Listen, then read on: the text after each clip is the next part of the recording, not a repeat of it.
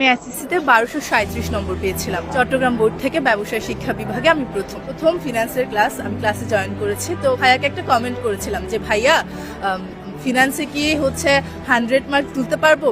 তো ভাইয়া আমাকে তখন বললেন যে যেহেতু এখানে থিওরি আছে সেক্ষেত্রে 100 মার্ক তোলা খুবই কঠিন, তুমি 98-9 এরকম রাখার ট্রাই করতে পারো, বাট সেটাও অনেক কঠিন। রেজাল্ট যখন দিল আমি অন্য সবকিছু বাদ দিয়ে প্রথমে দেখলাম ফিনান্স আমি কত পেয়েছি। আলহামদুলিল্লাহ তুর্য ভাইয়ার এবং সব টিচাররা যে কৌশলগুলো বলেছিলেন সেগুলো ফলো করেছি। 3টা এমসিকিউ ভুল হওয়ার পর আমি এখন 97 পেয়েছি ফিনান্সে। অন্যান্য সাবজেক্টগুলোতে এরকম মার্ক আছে। কোন কৌশলে আমি আসলে পরীক্ষাটা দিলে ভালো করতে পারবো সেটা আমার 10 মিনিট স্কুলের শিক্ষকরা আমাকে খুব ভালোভাবে বুঝিয়ে দিয়েছেন এবং সেই সব স্ট্র্যাটেজি ফলো করে আমি আসলে বোর্ডে প্রথমত আমার মেইন বইটা ফলো করার চেষ্টা করতাম সবসময়। 10 মিনিট স্কুল আমি শেষ মুহূর্তে প্রস্তুতি করতেছিলাম।